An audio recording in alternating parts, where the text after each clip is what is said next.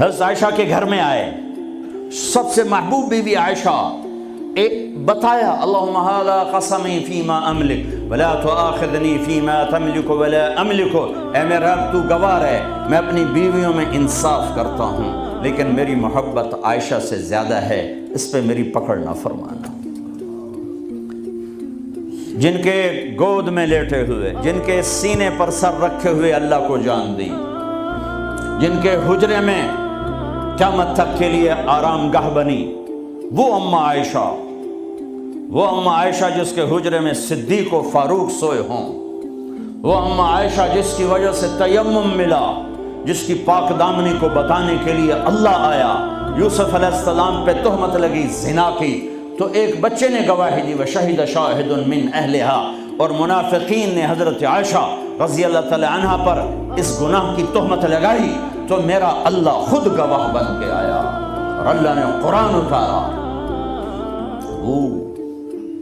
یا رسول اللہ میرے لیے دعا تو کریں، کہہ رہی ہیں یا رسول اللہ میرے لیے دعا تو کریں، تو آپ نے کہا اللہم اغفر لعائشہ ما تقدم من ذنبها وما تأخر وما اسرت وما اعلنت، یا اللہ عائشہ کے اگلے پچھلے گناہ معاف فرما، جو چھپ کے کیے جو کھل کے کیے معاف فرما۔ حضرت عائشہ اتنی خوش ہوئیں کہ زمین پہ لیٹ گئی، اور کبھی یوں ہوں کبھی یوں ہوں۔ آپ نے کہا عائشہ کیا ہوا؟ کہ یا رسول اللہ میں خوش ہو رہی ہوں، آپ نے اتنی بڑی دعا مجھے دی ہے۔ اے یا رسول اللہ ہم نے کیا کر دیا؟ آپ نے فرمایا عائشہ یہ دعا میں اپنی امت کے لیے روزانہ مانگتا ہوں۔ تو سب سے محبوب بیگم ہے تیرے کہنے پر، لیکن اپنی امت کی آنے والی نسلوں تک کے لیے میں روزانہ اللہ سے یہ دعا مانگتا ہوں۔